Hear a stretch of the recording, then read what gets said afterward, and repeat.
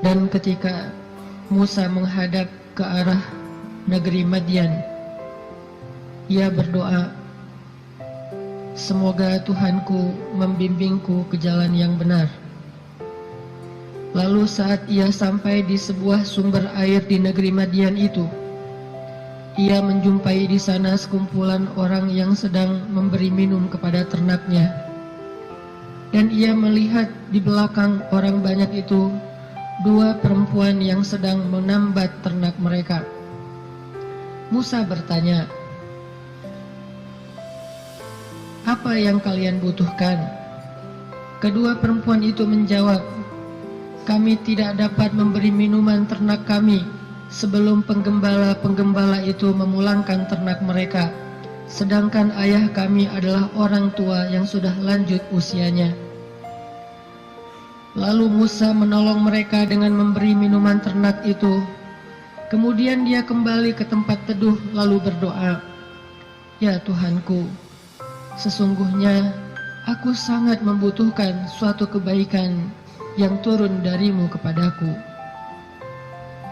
Tidak lama kemudian datanglah kepada Musa salah seorang dari dua perempuan tadi, berjalan dalam keadaan malu-malu. Ia berkata, "Sesungguhnya ayahku memanggil engkau agar ia memberikan hadiah terhadap kebaikanmu dengan memberi minuman ternak kami tadi." Maka tatkala Musa bertemu dengan ayah perempuan itu dan menceritakan kepadanya cerita tentang dirinya, laki-laki itu berkata, "Janganlah kamu khawatir, kamu telah selamat dari orang-orang yang zalim itu atau Fir'aun." Lalu salah seorang dari kedua perempuan itu berkata, "Wahai ayahku, ambillah ia sebagai pekerja kepada kita. Sesungguhnya orang yang paling baik yang engkau ambil sebagai pekerja adalah orang yang kuat lagi dapat dipercaya." Berkatalah laki-laki itu, "Sesungguhnya aku ingin menikahkan kamu dengan salah seorang dari putriku, dengan dasar bahwa kamu bekerja kepadaku selama 8 tahun. Dan jika kamu cukupkan 10 tahun, maka itu adalah satu kebaikan darimu. Maka aku tidak hendak memberati kamu, dan kamu insya Allah akan mendapatiku termasuk orang-orang yang baik." Musa berkata, "Baiklah, itulah perjanjian antara aku dengan engkau.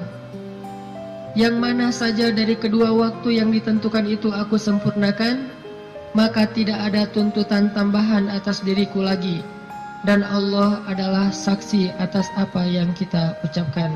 Shadaqallahul azim. Teman-teman yang dirahmati Allah Subhanahu wa taala, itulah kisah, salah satu penggalan kisah dari kisah Nabi Musa yang sangat panjang di dalam Al-Quran. Nanti kita bisa melihat bagaimana Nabi Musa tetap fokus kepada cita-citanya, tetap fokus kepada keinginannya, tetap fokus kepada himmah, azam, apa yang selama ini dicari oleh Nabi Musa alaihissalam. Walaupun adegan hidupnya berubah-ubah. Karena manusia itu menjalani hidup dengan adegan yang kadang-kadang kita tidak menduga. Saya merasa bahwa hidup saya itu penuh dengan kejutan dari Allah. Saya orang Aceh asli, anak dari orang tua yang mungkin bukan orang kaya, tapi tiba-tiba Allah mentakdirkan saya kuliah di Mesir. Lalu pulang dari Mesir saya tinggal di Bandung. Sampai hari ini banyak adegan dalam hidup kita itu, banyak hal yang kita nggak pernah menduga. Adegan hidup bisa berubah, tetapi azam harus tetap ada di dalam diri kita, di dalam hati kita. Sehingga adegan-adegan yang kita alami, apakah itu adegan sekolah, belajar, adegan menikah, adegan bekerja, adegan berteman, semua adegan dalam hidup kita itu harusnya menjadi sebuah potensi, kekuatan, dan penyemangat buat kita mendapatkan apa yang sudah terazam dalam hati kita. Gak boleh cita-cita kita itu berubah gara-gara adegan berubah. Gak boleh harapan kita itu berubah gara-gara situasi berubah. Harusnya harapan kita itu kepada Allah Subhanahu wa Ta'ala tidak berubah sama sekali, walaupun hidup kita terus dinamis, berubah-ubah sesuai dengan kondisi, tetapi harapannya tetap sama. Kayak ibarat tadi orang pengen nikah, udah aja fokus nikah. Kalau dia bekerja, niatnya bekerja supaya bisa mempersiapkan mahar yang layak buat calon kekasih. Apa mahar yang layak? Minimal mah 1 miliar, 1 villa, ya, mobil Alphard. Setuju yang di belakang?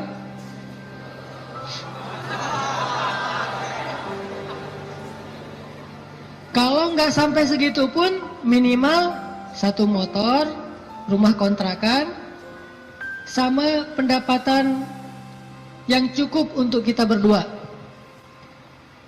Yang saya sebut dengan cukup, kadang-kadang cukup itu lebih baik daripada lebih loh. Benar nggak? Cukup lebih baik daripada lebih. Kalau kita lebih, kita akan beli piring 2, gelas 2, tempat tidur 2. Nggak seru kan? Justru karena cukup, kita beli piring 1, makan sepiring berdua. Gelas 1, minum segelas berdua. Jadi nggak ada cerita gelas papa, gelas mama. Yang ada adalah gelas kita. Kan suka ada tuh di rumah-rumah gelas papa, gelas mama kan ya. Beli di supermarket, ditulis jelas itu. Ini punya siapa, ini punya siapa, udah di tag masing-masing. Kalau mama salah ngambil gelas papa dipakai sama mama, nanti diminta tukar. Mah, itu gelasnya papa. Oh ya, maaf pak, salah, balik. Akhirnya mamanya minum kopi, papanya minum teh misalnya. Kebalik kan?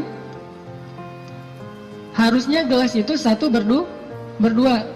Tolong yang mau nikah ya, di rumah siapkan hanya 1 gelas. Sisanya dikotakin aja, kalau ada tamu baru dikeluarin. Yang kita pakai sehari-hari hanya 1 gelas. Itu cinta yang nyunnah. Karena Nabi minum hanya dari gelas yang bekas diminum oleh Aisyah. Kecuali kalau aku agak-agak susah ya. Kalau misalnya gelas, Nabi itu Aisyah minum. Setelah selesai Aisyah minum, Nabi akan lihat mana bekas bibirnya Aisyah. Maka Nabi persis akan minum dari bekas bibirnya Aisyah. Masih mikir mau nikah? Kerja untuk mempersiapkan mahar yang layak, nafkah yang cukup.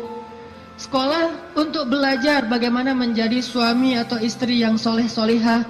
Jadi apapun adegannya, dia jadikan sebagai potensi, semangat, dan kebaikan untuk dia raih apa yang dia harapkan. Itulah Musa alaihissalam. Dia punya sebuah azam. Dia punya sebuah cita-cita, ingin membebaskan Bani Israel dari perbudakannya Fir'aun, ingin melakukan revolusi di negeri Mesir, ingin mengajarkan kepada Bani Israel la ilaha illallah, ingin mengajarkan kepada Bani Israel agama Yahudi. Sehingga adegan dia menikah pun, dia mencari seorang perempuan yang bisa mendukung dakwahnya. Jadi dia bukan mencari seorang perempuan yang hanya dia senangi saja. Bukan mencari seorang calon istri yang hanya ngeklik doang tuh di hatinya. Tapi dia mencari calon istri, selain ngeklik di hatinya, calon istri ini juga bisa melengkapi dia, menyempurnakan dia, dan menolong dia dalam segala urusan dakwah di jalan Allah Subhanahu wa Ta'ala. Ini namanya fokus.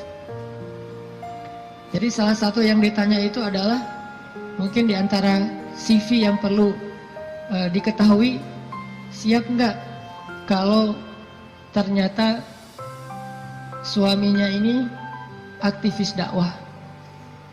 Siap nggak kalau suaminya ini misalnya harus aktif berdakwah, kadang-kadang berkorban dengan harta keluarga untuk kepentingan dakwah? Seperti Rasulullah SAW berdakwah didukung oleh Khadijah. Sungguh kalau tidak ada Khadijah, kayaknya dakwah Nabi itu juga bakalan banyak sekali masalah. Untung Allah Subhanahu wa Ta'ala memberikan pendukung pertama buat Rasulullah, justru yang berasal dari rumahnya sendiri, kekasih sejatinya Rasulullah, yaitu Khadijah. Sehingga ketika Nabi berdakwah, yang mendukung dakwahnya Nabi itu justru Khadijah. Bayangin kalau Nabi berdakwah, justru yang memusuhi dakwah Nabi adalah istrinya sendiri, itu berat banget. Kayak Nabi Lut dan Nabi Nuh alaihissalam. Itu yang paling berat. Makanya kalau kita tadi baca di dalam surat Al-Qasas, kisah dakwah, kisah cintanya Nabi Musa alaihissalam dimulai dari kalimat yang ada di ayat 22, Asa Rabbi ayyahdiyani sawa as-sabil. Semoga Tuhanku akan membimbingku ke jalan yang lurus. Artinya Nabi Musa itu berserah diri kepada Allah, ya Allah, kalau engkau pertemukan saya kepada seorang calon istri saya, pertemukanlah dengan seorang perempuan yang membuat saya tetap di jalanmu. Kalau engkau memberi saya pekerjaan dan rezeki, berilah saya pekerjaan yang membuat saya tetap di jalanmu. Kalau engkau memberikan saya teman dan sahabat, berikanlah saya sahabat dan teman yang membuat saya tetap di jalanmu. Intinya sawa asbil, ihdinas siratal mustaqim. Itu fokusnya Nabi Musa. Gak pengen gara-gara cinta akhirnya keluar dari sawa as-sabil. Gara-gara perasaan akhirnya keluar dari siratal mustaqim. Ini fokusnya Nabi Musa. Cinta anugerah dari Allah, tapi jangan sampai anugerah itu menjauhkan kita justru dari pemberinya. Ini fokus Nabi Musa. Asa Rabbi ayyahdiyani sawa as-sabil. Jadi kalau saya nanti ketemu keluarga baru, mudah-mudahan keluarga itu keluarga yang bisa membantu saya untuk terus berada di sawa as-sabil. Kalau saya ketemu calon suami, mudah-mudahan suami itu yang membimbing saya, waj'alna lil muttaqina imama, membimbing saya tetap di sawa as-sabil, di jalan yang Allah ridhoi. Ini fokus. Dan kalau kita fokus di sawa as-sabil, gak usah khawatir, Allah punya banyak rencana baik untuk kita. Wa yamkurun wa yamkurullah wallahu khairul makirin. Siapapun boleh punya rencana untuk menghalangi kita, tapi Allah adalah sebaik-baik pembuat rencana. Udah ikutin aja sawa as-sabil. Fokus di jalan yang lurus. Sawa itu bahasa lainnya istiwa. Atau dalam bahasa Arab kadang-kadang orang Arab suka nyebut dengan istilah khatul istiwa. Terus jadi bahasa Indonesia katulistiwa. Itu bahasa Arab. Katulistiwa itu dari kalimat khatul istiwa. Khat artinya garis, istiwa artinya lurus, garis lurus. Katulis, karena kita nggak bisa bilang kha jadinya ka. Khadijah jadinya Khadijah. Sama kayak misalnya orang Sunda nggak bisa bilang ain jadinya e.